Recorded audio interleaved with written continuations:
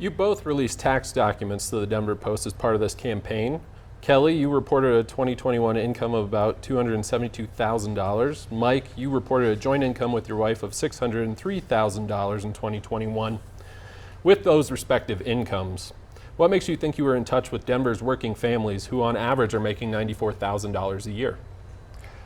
Thank you so much for having me and for the conversation tonight. Yeah, I've spent the last 2 decades of my career serving working families all across the city of Denver. I started my career as a teacher and a school principal, know what it's like to be able to live on those salaries and have to be able to try to support a family in the city.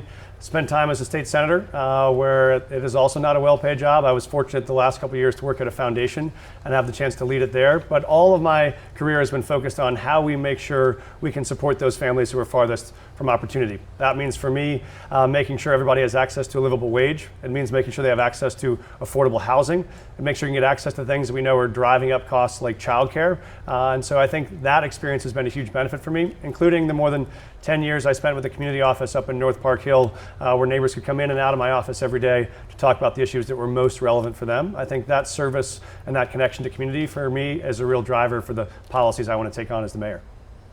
Kelly? Thanks for asking. Joe, I think for me, my family grew up and I received assistance when I was a kid.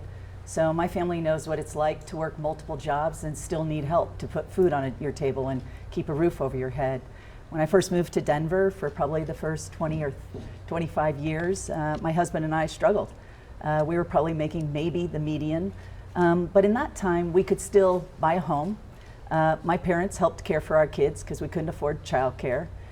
We too worked multiple jobs to try to figure out how to make ends meet and find a path forward.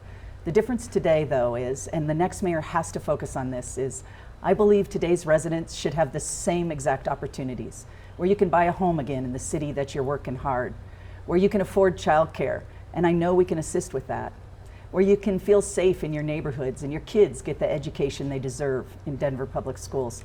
Those are the things I'll focus on for Denver's working families. Well,